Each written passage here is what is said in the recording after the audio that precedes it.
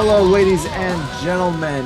Today's guest on the show is a man of many talents, author, musician. He's the founder of multiple bands. He is a music producer, and as we can all see, first and foremost, a truly great beard enthusiast, Mr. Howie K. Bentley. How are you doing, sir?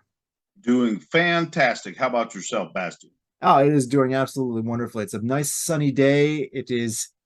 We are the 29th, I believe, as we're recording this. So it's almost Halloween, and that is always the best time of the year, of course. And yeah, things are going really, really good. I mean, how are things in your end in Kentucky? Oh, they're fantastic. Yeah, Awesome. we were supposed to do this back in September, I believe, although then we had some bad weather on your end, and I got married and went on a nice little, trip around Europe for our honeymoon. So things have been a little bit delayed, but I'm finally glad to have you aboard here, Mr. Good Sir. Well, I'm honored to be here. Thank you very much. Well, thank you. So I wasn't kidding about multi-talented. You are the founding member of at least two bands that I like quite a bit. Cauldron Born, you founded that one in 1994, and doom metal band Britain Writes in 2006. What got you into music originally? Well, I always had music around the house growing up. My father was at one time an aspiring country and Western singer back in the 60s. So music is one of those things that was valued around the house. And there was always music playing, which I didn't like it at the time. I didn't like country music. I still don't like it very much. But growing up, there was always music around. And then when I was about 11 years old, one of my cousins played me a Kiss record. And I'm like, that's pretty cool. And but always wanted something heavier. And I kept, then I got into Ted Nugent, which, his riffs had more of an edge to them and Yeah, yeah. everything. And anyway, I was casually into music and interested in playing the guitar. My dad showed me a few chords. And then when I was in 1981, I discovered heavy metal. I heard Randy Rhoads playing on those first two Ozzy Osbourne albums, and that just blew me away. I was like, I gotta learn to play the guitar or die trying. So I became obsessed with the guitar, and I would come home from school and practice like 5 hours in my bedroom, and then sometimes during the summer I'd practice up to 15 hours a day. And it just became an obsession. And I got into heavier and heavier music. I always wanted something heavier. As I went along, I was into all the British metal bands like Iron Mhm. Maiden and Judas Priest and Black Sabbath, of course, Black Sabbath and Yeah. Black Sabbath with all the singers. I just love, every era of that band. And then the thrash metal thing happened. Then I went to music school around that time, and I was listening to all the stuff that was coming out on Shrapnel Records. Yeah. Which The music school guitar, did you go to? Atlanta Institute of Music. Mhm. I'm originally from Kentucky, but I moved to Georgia, and I spent most of my life in the Atlanta area.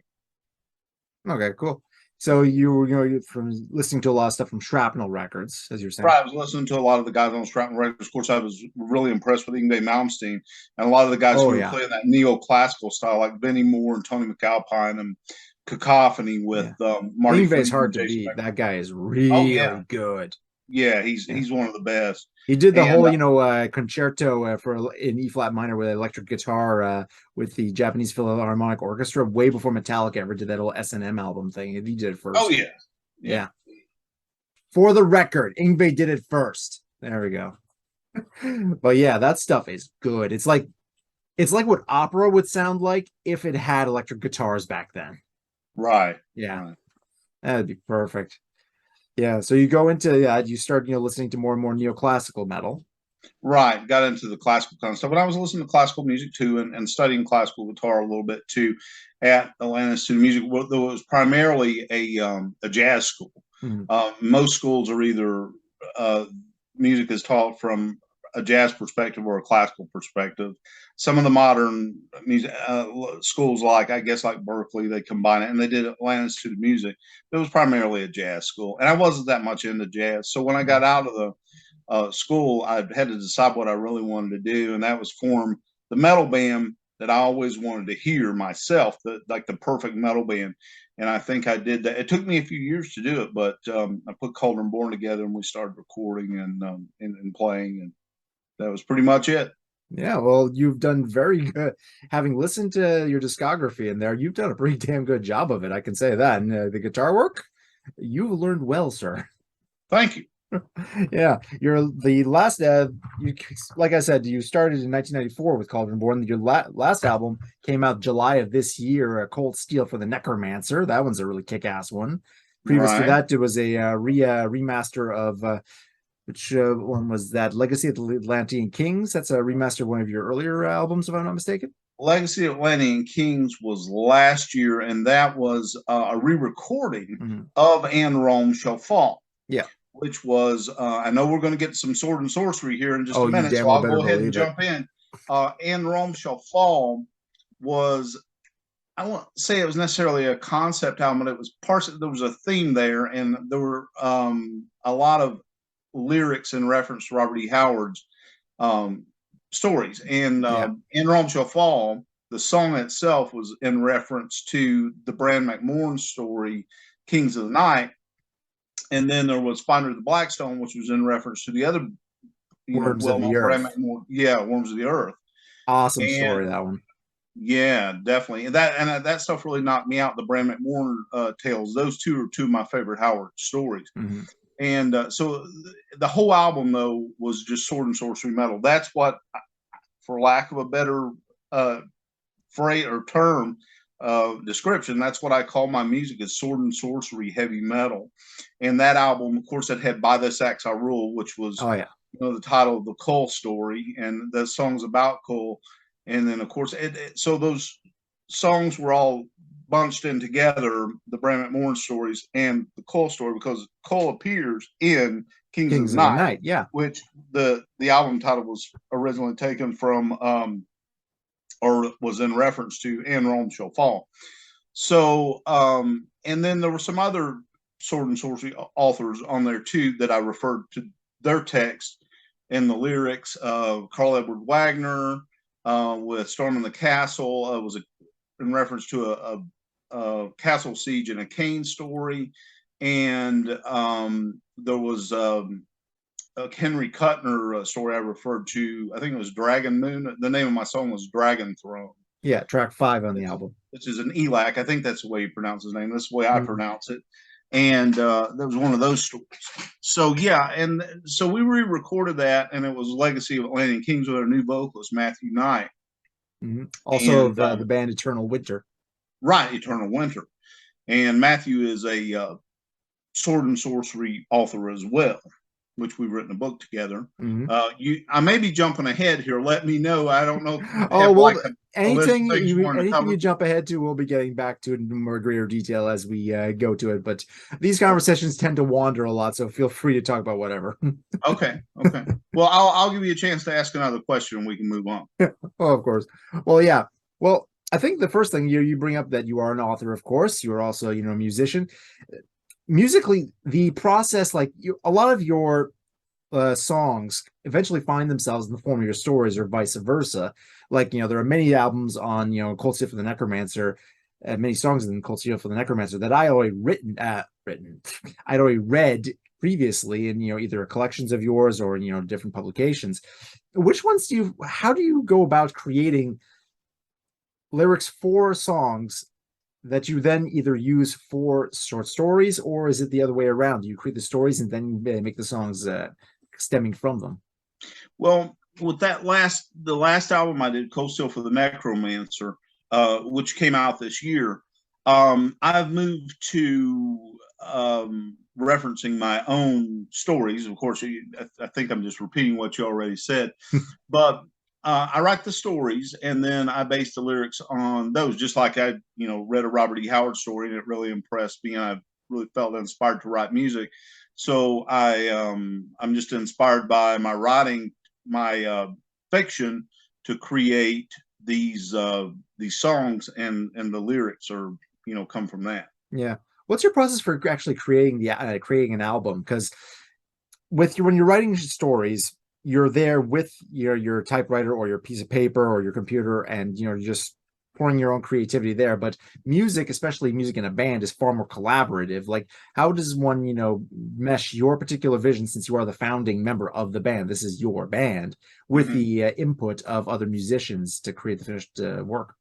Well, what I've always done with the Cauldron Born and Britton Wrights is, and we'll just speak about Cauldron Born. It's a little bit different with Britton Wrights regarding the vocals, but Yeah. with Cauldron Born, I've always written a skeleton of a song with the guitar riffs and the drum machine, and I write the lyrics and sing the vocal arrangement or a basic vocal arrangement. And Mhm. then I give it to the guys in the band so they can sort of start putting their layers on. They can arrange their parts. I'll show, like, for example, the bass player what I'm doing, and then where he can break off and do his own thing. And of course, the drummer, Bill Parsons, he's been with me forever, Mhm. and he knows what to do, and he creates his own parts. The drum machine is just something to hold us all together in a tempo map, and then we build on the songs. And used to we go in the studio and record, but since I moved back to Kentucky, I'm out in the middle of nowhere, and we're all spread out across the United States. I mean, Matthew Knight are singers in Maryland, Bill's in Tampa, Michael Pons is somewhere in Florida, and Alex, the other guitar player, is in Atlanta. Mhm. So I give them this thing, and we all just do it in home studios. Alex brings his studio up from Atlanta and records me. I'm not, a tech savvy guy, and I have no desire to have my own studio. I don't even have room. I have a little small house.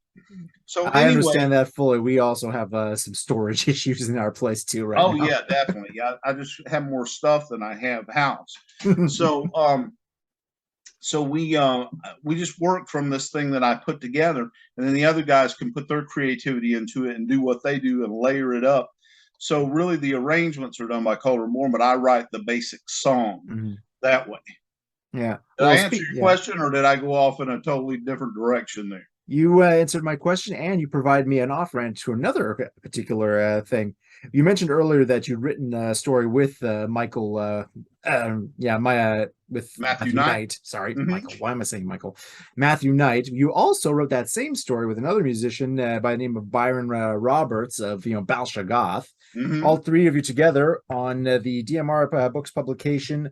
What is it called? This one's a bit of a mouthful. This is very much a Byron A. Roberts kind of title. Karnov, phantom-clad rider of the cosmic ice. If that That's it. isn't a future Bal Shagath album title, I don't know what is. But that is also something where you're not, you're also collaborating with others. How does that differ from, when you're collaborating with other authors versus with other musicians? Well, it's different in that Matthew came up with the initial concept of the story and the initial characters, and he wrote the first installment. He wanted to do a round robin, Mhm. and we discussed it, and we're like, well, let's get Byron in on it too. Mhm. And so because we had before that we'd all been in this anthology published by Fortified Press called Barbarian Crowns, Yeah. and and this was before Matt started singing with Cauldron Born. But so Matt came up with all this stuff, and he didn't really give us an outline. He's just like, here, just add on to this. So I read what he had done, and I added my installment, sent it, and we sent it to Byron. He wrote his installment, and this was going to be for a an anthology. It was going to be a novella in an anthology that just sort of fell apart, and it was in the process of falling apart. And we pulled the Mhm. story. We're looking around for a place to publish it, and I'm like, let's just do this round robin thing again and make it a full length novel, and then we'll publish it ourselves. And of course, that seemed like it was going to be more of a hassle than it was worth. So I ended up talking to DM Ritzlin at DMR Books, and he read the manuscript and really liked it, so he ended up publishing it. But what we did, it was a round robin. It's just I wrote or Matt came up with it, wrote his first installment, then I went from that, and then Byron did his thing, and then we went back and did the whole round again, and ended up with Karnov, Phantom Clad Rider of the Cosmic Ice, a novel. Yeah. Well, it's a good one. I mean, mystically powered armor that feeds on the souls of slain vampires. You gotta love that. Oh yeah, yeah. Yeah, and speaking of DMR books, Alpha, both you and Brian, I don't know if Matthew Knight other stuff published with DMR books, but you've had quite a few stories published there with Dave Ritzlin's outfit. Right. Yeah. Well, they've messaged me, I guess, in 2014 Hmm. and asked me if I would like to submit a story to this anthology he was doing called Swords of Steel that was going to feature sword and sorcery stories written by heavy metal musicians. And I was like, sure, I've got something I've been dabbling in writing Hmm. before, and I have Specifically, you something have a collection of yours, right, and The three of those Snake stories, Man's Bane by Howie K. Bentley, containing a number of your stories right here. right, and those ended up being in that collection, by the way, those three. Hmm. But I had one in each volume of Swords of Steel. Yeah. So that's how that got started. That's really how I got started publishing sword and sorcery tales. Yeah. You mentioned like Robert E. Howard and Karl Edward Wagner and other authors inside. What really got you into this particular genre of fantasy, the sword and sorcery genre? Well, I guess a number of things. I can't put my finger on what originally appealed to me. These elements that I encountered when I was in grade school, even. But I read a book on Norse mythology, and I saw a classic painting from the 1800s of Sigurd slaying the dragon Fafnir there, Mm. and that really left an impression on me. As well as I saw this movie called Sinbad and the Eye of the Tiger when I was a Ooh, kid. yeah, My that's a good mom one. took me to the cinema to see that, but I really didn't get into the sword and sorcery thing until I was reading comic books, and I was reading the Savage Sword of Conan. And Oh when the yeah. Conan movie came out, I really wanted to see that, so I went and saw that, and that just wow, it just blew me away. I think a So I lot of went, people got their start with those comics that every time half the people I talk to and authors and stuff like that, those comics come up at some point. oh yeah, Yeah. definitely there were an influence, at least on my generation, a teenager Mhm. in the 1980s. And so that movie just blew me away. And I went out and found the paperbacks, those Lance, I guess they're Lance or Lancer Ace paperbacks Yeah. that L. Sprague de Camp and Lynn Carter had edited of the Howard Tales. And they had written some stuff to fill in, to sort of Hmm. put it in some sort of chronological order, Yeah, make yeah. it His like a the Conan order of his saga. career. Yeah, exactly. Yeah. Right. And at the same time, I was fortunate. My school library in high school had some Edgar Rice Burroughs, John Carter and Mars Nice. paperbacks, and I was reading those. So that really shaped my taste in reading, as well as later on gave me lyric ideas. I'm like, what am I going to write about? Well, I read a lot of this stuff. So I was just naturally inclined. It wasn't a conscious decision to write lyrics based on Robert E. Howard stories or whatever. It was just a natural progression for me to start writing that kind of Yeah. those kind of lyrics. I think we don't necessarily choose the things we like, really. It's more like these things fit with our particular worldview or personality or background, and there's just once you glom onto them, it's just a perfect fit at that way. Like Yeah, I agree. there are certain things that are acquired tastes and certain things that just come to us naturally. I think for you and me, that was one of those things. Mm-hmm. Yeah. I remember actually there were a couple of, I think maybe one or two translate to French Edgar Rice Burroughs books in my school library back in high school. But I think what there was more was the Thongor, Lynn Carter, actually, you mentioned Thongor of Lemuria, his sword and sorcery, slightly Burroughsian take on that particular genre. Of course, Mm-hmm. the French version. So, it took me a while eventually to find the original titles, but it's kind of cool. It's just odd in certain ways because you have that sword and sorcerer protagonist kind of thing, but you also have the Burroughsian flying ships and all sorts of strange creatures and stuff like that. So it's obviously it's not as good as Howard because very little is. It's face facts, but in terms of like somebody following in those footsteps, he did a pretty good job with those. At least I Yeah, think not so. bad. I think Lynn Carter gets a bad rap. Mm, Now, some of the stuff can be a little tough because he tends to put a lot of description, and you can get bogged down in that mhm, sometimes. I reread a couple of those books recently, and the first book didn't bother me so much, but the second book, I really got bogged down in that. Some of the description and everything. I think Lynn Carter is a good writer, and I enjoy the Thongor books. mhm. But and like I said, he does get a bad rap, but I think that's primarily because of his association with With El L. Sprague de Sprague de Camp. Camp, who was a Yeah, dick. By all accounts, he is a dick. that was my And maybe, understanding. I talked with my friend Dick Tierney, Richard L. Tierney, a while back. He recently passed mhm, back February 1st.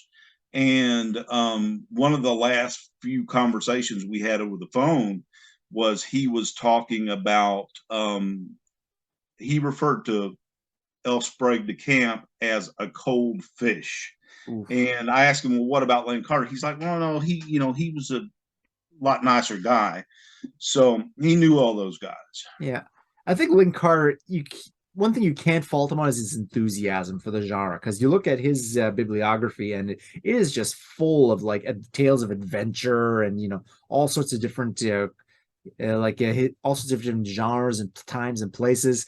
Whereas Elsberg de Camp, what I've read of his, it's very analytical. It's less. It can be quite fantastical, but it's coming from a completely different, as you say, colder, more rational kind of point of view. Less, like woo, gotta get up and go enthusiasm to it. At least, Mm-hmm. from my perspective. I Which don't know yeah. that I ever read an El Sprague de Camp book all the way through. I think I'd started a couple of times and just put them aside. Mhm. I know I read the stuff in the Conan paperbacks that he was a part of or whatever, and but yeah, not a huge fan. But Lynn Yeah. Carter, I'll give him a pass. Yeah. In retrospect, you can tell which parts are Howard and which parts aren't, because Howard is a Oh, tough act to follow. That right, man, definitely. like, what's that line when Howard wrote he struck sparks? Yeah, that is very much the case with that man. Man, his loss at a young age was a very much a great loss for literature. That's for sure. Yeah, I agree. Mm. But yeah, well, speaking of literature, you, sir, have also done, a number of other stories. Like you've written, as you said, for the Sword and Steel anthologies. There's an omnibus edition of all three with DRMR books, and throughout that, there's a couple of recurring things other than simply the sword and sorcery genre, of course. But a couple of recurring characters. One of them, if for people who are familiar with Cauldron Born, is also a recurring character there. This guy right here, a being by the name of Thorn. Where can you tell me about the conception of this very, very dangerous individual? Thorn is he's he's in the Thorn rune incarnate, which is the third rune in the Armanan rune row. Armanan runes is something that I've been interested in for a long time, which is an 18 rune row. If you look at it from an exoteric point of view, it's the young, what they call the younger Futhark or Futhark, with two runes added, which Guido von List added to that. But not to get really deep in the Armanan runes, but so Thorn is the physical manifestation or the Thorn rune incarnate, which is a martial rune. It's a rune that it appears in, I believe, the Elder Futhark as well, but it's used to place a curse. Hmm. It's of a martial nature. Yeah, well, And people on the receiving end of this guy would definitely call it a curse. That's for sure. definitely, yeah, yeah. He's a bad dude, and that's one thing is he is pretty much omnipotent, and because of that, I've had to be very careful about writing these stories, and I've kind of shied away. Though I have a new one coming out in anthology. I don't know if I can. I haven't got a pass to talk about it yet, but there's a new Thorn story coming out in Nice. 2023. But anyway, he's almost like a god. So there has to be another Yeah. character, and that's how Argentir came about. Yeah, well, let's Um, keep in mind, he isn't just a god, he eats other gods. right, he's a god hunter. And Yeah. I had a story called Mask of the God Hunter. That was the story Mm, I referred to Barbarian Crowns earlier, but mhm. that's on the new album. It's called Mask of the God Hunter, one of the songs on Cold Steel for the Necromancer. And I will mention, by the way, while we're talking about Thorn, I don't know how well you can see this, but I have these Oh, Thorn yeah. miniatures now. and they're going to be Nice. going up on the Echoes of Crom Records website if anyone wants to pop over there and get them. And these have been assembled for me. The whoever buys these will get them assembled on a base. Sweet. Still, you have to paint them. I mean, if you want to paint it, or it Yeah. looks cool just without paint too. Oh yeah. So, and Who's it's pretty much the in the same. designer for the miniatures? The designer, Yeah. I don't. I think David Soderquist maybe is the guy's name. Mhm. I got him. A friend of mine has a company called Barbaric Splendor, I or have I a think couple they're of on. their things. I've got Yeah. the Mr. Zorono winged ape there looking at me from top of shelf in front of above my computer. Oh, awesome! That's Yeah. very cool. Yeah, Yeah, it is small world, very isn't it? cool. Yeah, Yeah. he's actually done some artwork of Argantier, the character that you mentioned just a few moments ago, actually. Right. Yeah, Yeah. he did the Argentier illustration, the first one for Swords of Steel Volume 3, which had my story Thanhouseafir's Guest, and it was Mhm. in that our illustration was in reference to Thanhouseafir's Guest. Which is And also a song on your latest album. exactly, so on my latest album, they're I all. don't I know. just I take don't the know if my title. love for this album comes not just from the music, but the fact that, hey, I know the story of this one. I know the story of this one. It's like, I get, oh, it's a new song, and I get the nostalgia bonus at the same time. Yeah. Well, Yeah, hopefully I'll eventually finish that novel too, which the album takes its title from. It's that's Closer true. to Yeah, Nectarine. you're So I've working been on the working on. Argentier novel. Yeah, I've been working on that for some time, and just really having the time to sit and do nothing but writing is what it's going to take to be Mm, able to finish it. And hopefully that'll come to fruition sometime in the near future. yeah. How much can you tell us about this novel?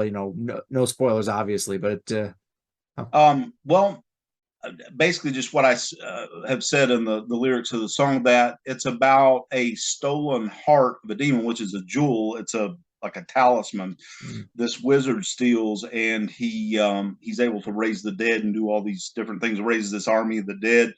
And Argentier is gets caught up in this struggle with this wizard, yeah, and I can tell that much of it. And there's a bunch of crazy stuff that goes on in the novel, like really wild cosmic horror type elements.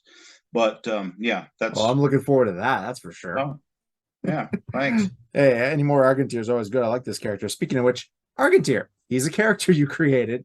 He's like Right. warrior, leader of men, and a freaking werewolf. This is awesome.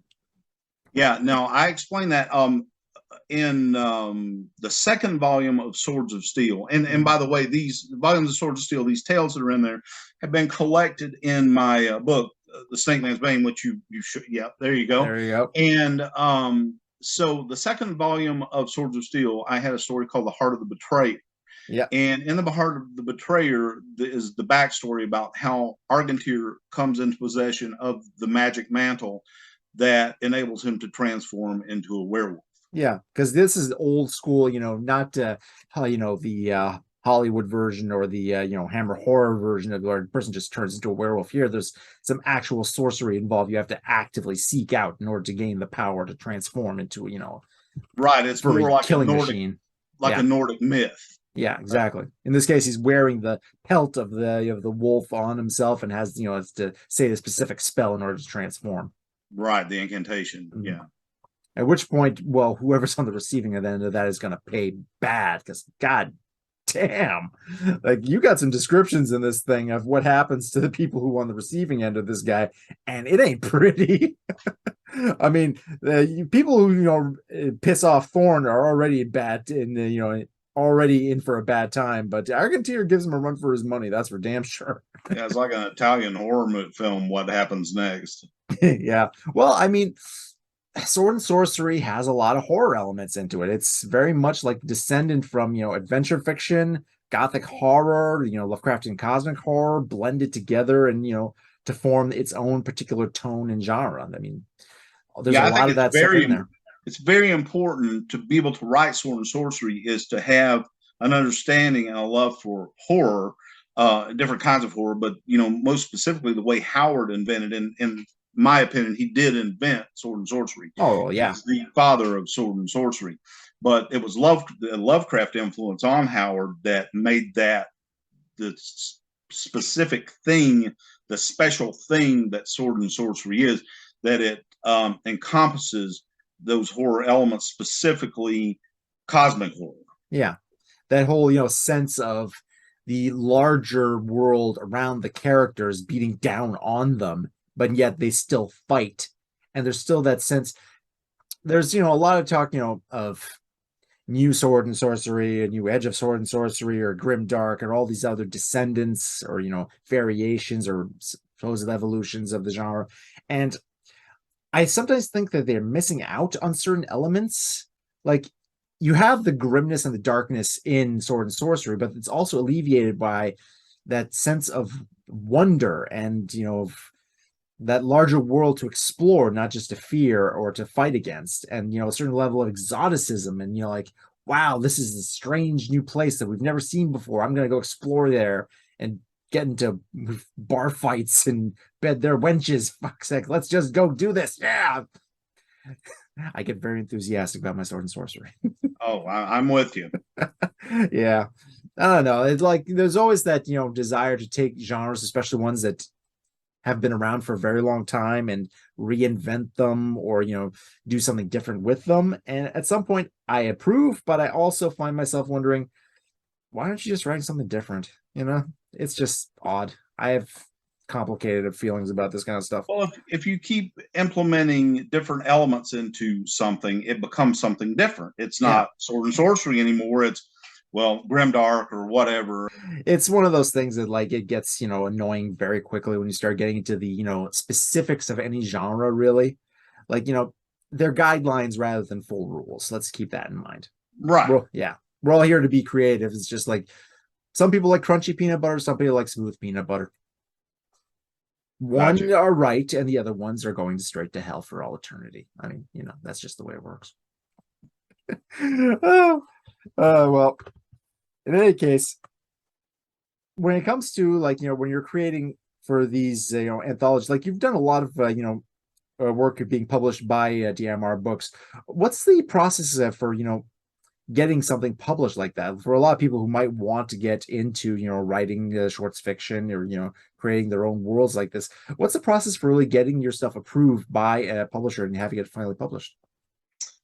Really just writing the story and sending it in, and it'll either get approved or rejected. I mean, I'm not trying to make it humorous or anything, not at all, but I don't really know, other than just sending it in, and they like it or they don't. I think knowing your market, and this is something I was talking to a friend of mine recently, and I've talked to him a number of times about this.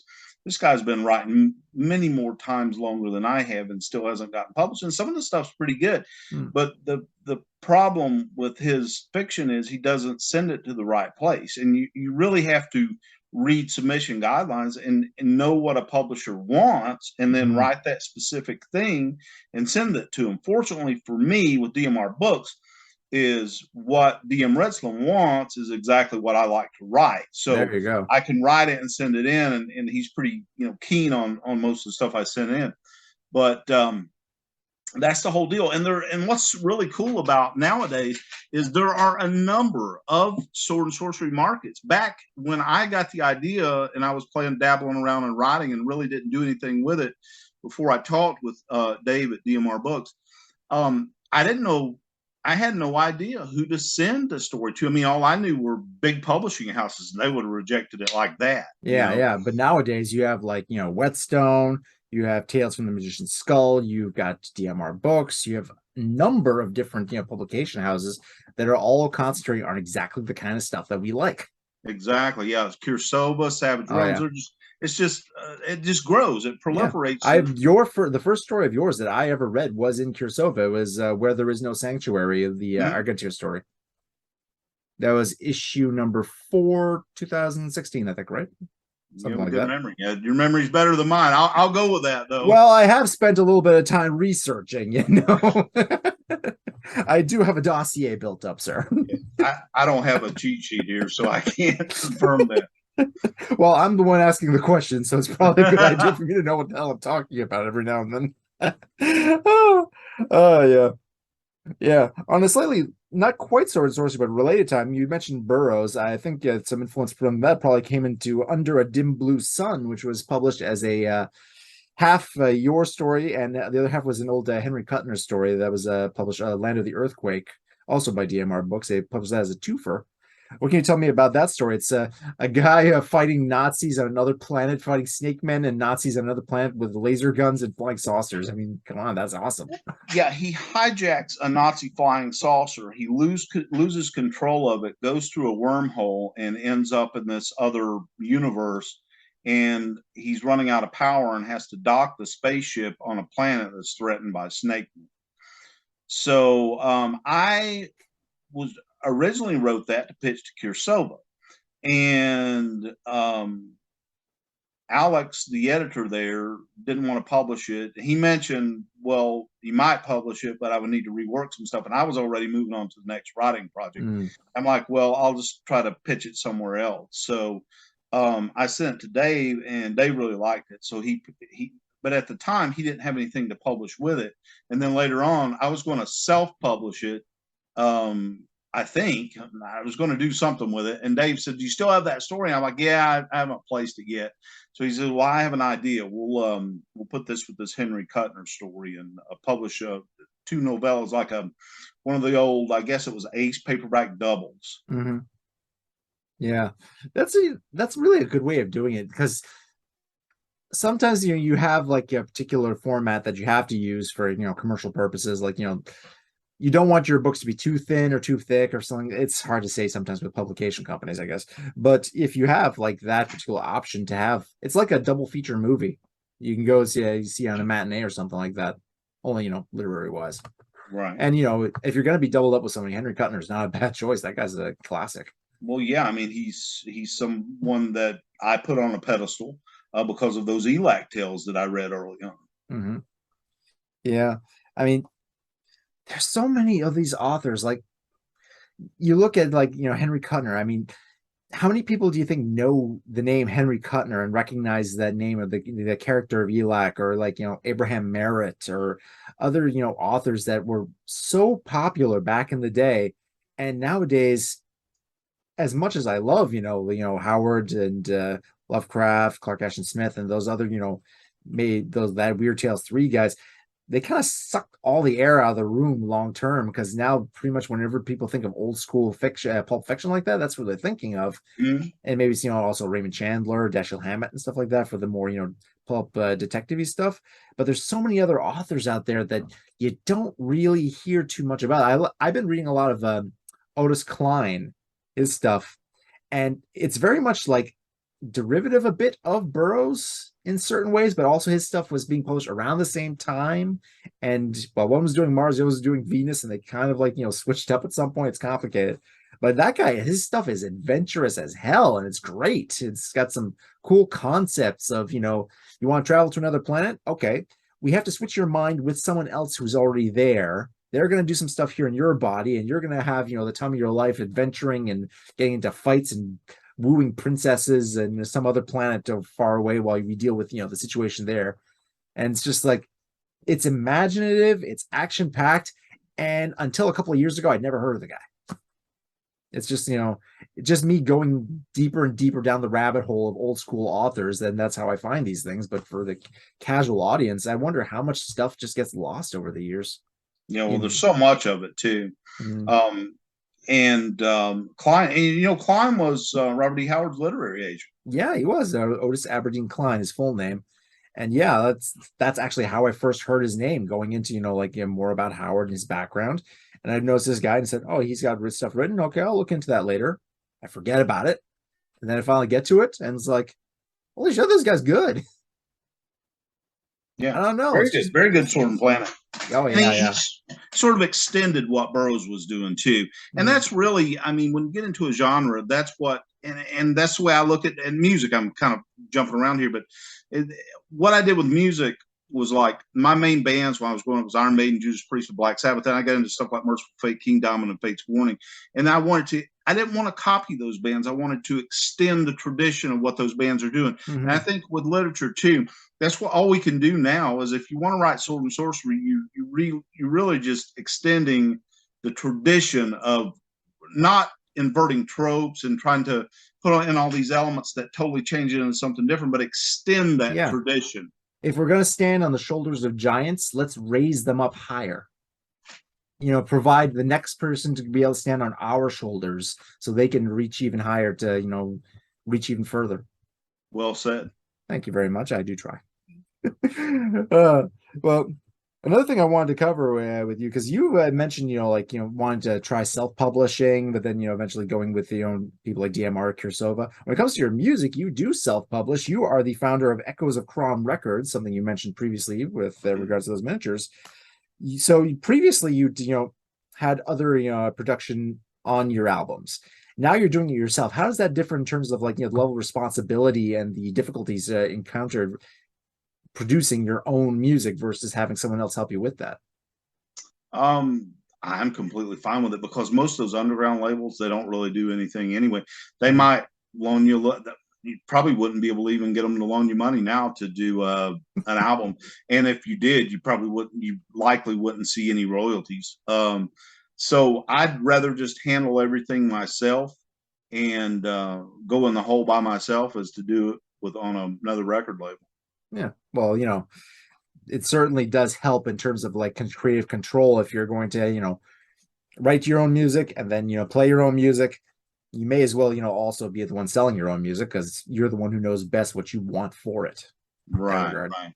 Yeah. And really, I started Echoes of Crom Records to put out my own music. Mm-hmm. And I did put out one other band, a band called Black Sword from Russia. They were originally called Stormbringer. And I suggested, well, change the name because there's already like 10, 15 bands at least called Stormbringer. But, they were obviously writing about Elric. Oh, yeah. And so I put out their album and hardly sold any of those.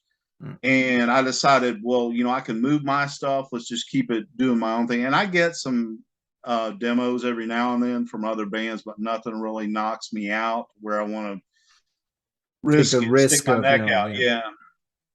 Yeah. Well, you gotta start somewhere, and the best place starts with yourself in that regard. Yeah.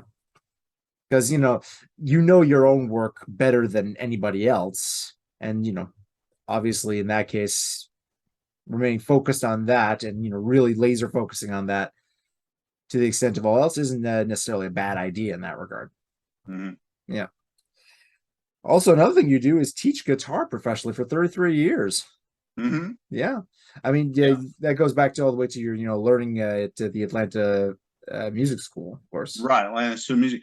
Well, I started teaching guitar when I was really young. I was teaching a few lessons before I even moved to Atlanta, and then I got into doing it full time. And I'm like, wow, the only kind of work I'd done before that was construction type stuff. And I'm like, I could go out and sweat in the hot sun all day, or I can sit in an air conditioned room and make more money. So I was like, this is really cool. Of course, anything wears thin after a while, but I always preferred that. I hate playing cover songs, and especially music I don't like. And I don't mind, figuring out a song and teaching it to somebody, but that was my way of avoiding playing and to make a living as a musician, avoiding playing in like a dance band or a top 40 band or something like that. And some guys do both. They'll teach lessons and then they'll go out, but they don't teach enough lessons to where they can do it. But I would just about kill myself teaching lessons, sometimes upwards of 70 lessons a week, just so that I can make a living just from teaching. You find it very rewarding compared to teaching others to being able to play music versus making your own music, or which is definitely making my own music. Because when I was a young kid and I was really impressed, I mentioned earlier with Randy Rhoads, and he was a guitar teacher, and I'm like, well, if nothing else, I can teach guitar lessons and like Randy Rhoads. And then I really saw what it was all about. I'm like, damn you, Randy Rhoads, this sucks. And but no, it's cool if you have people. And the lessons I do now, since I'm so isolated, I do them with Skype, and all the guys are serious. But if you're going to have like a studio just spilling over with students, you have to teach a bunch of crap, and it's a revolving door, and you got a bunch of kids. It's like a babysitting job, and it's like any other job. I mean, it's not pleasant. Yeah, I know a guy who's teaching music at a school, and he's having a hard time with kids' behavior and stuff like that. So, oh yeah. It's not exactly the easiest job when you have to do it in that kind of environment. That's for sure. It's supposed to one-on-one. The person wants to be there because it's not their parents, forcing them to take music lessons because they want them out of the house because they're 5 years old and rambunctious, and they need them Right. they need the afternoon off or something like that. Yeah, and they're bouncing off a bunch of other 5-year-olds, and it's just like, oh dear sweet mother of Crom. Yeah, yeah. So musically though, you had the recent album in July. You've got the novel that you're working on related to it. What's next for Cauldron Born and Britain Writes? Well, I'm working on a new Cauldron Born album. I have most of the stuff written. I have a few more sets of lyrics to write and finish some vocal arrangements for that. And I'm sort of conflicted as to whether do I want to finish the Argentine novel this year, or do I want to get right on the new Cauldron Born album at the first of the year? Hmm. So I guess I'll figure that out, but it's going to be one or the other, and then whatever the one thing is, the other will follow after. So the novel and the next Cauldron Born album are the priorities. Britain Writes is sort of on a back burner right now. I have the two albums out of that. Eventually, I want to get back to that, but that's probably going to be not exactly on the same level of priority as the other two things. Okay, well, that's understandable. Well, I'm looking forward to whichever one comes out first. I mean, I like your music, I like your writing, so whichever one comes, I'm going to be happy. Let's face facts. And I I'm very appreciate the certain that a support. lot of other people are going to be very happy as well, because honestly, the response I've seen to, both the reviews I've seen for your albums and reviews I've seen for your stories are actually very good. So you have yourself a dedicated following, sir. Yes, I do. Thanks for saying so. Well, I like to believe so as well. So I'm not just pulling this out of my butt. In any case, is there any place where people can, contact you if they have any questions, or, for just sending you random drive-by compliments or anything like that? How can people reach out to you? Echoesofcromrecords.com. I have a form on there, and they can contact me through that about anything that we've discussed here, really. Most excellent. Well, this has been, I have been your host, Zero Sum. This has been Howie K. Bentley, author, musician, overall badass. And I'd like to very much thank you, sir, for coming on the show. This has been great. Thank you very much. As I said, this is an honor to do this, Oh, and the honor has been hopefully mine, we'll do sir. it again. Oh, definitely. I mean, next time, whichever one of them comes first, the album or the book, I would definitely like to, talk to you more about that. That's for sure. I look forward to it. Nice. To everyone else, we have been Bastion and Howie, and we wish you a good day.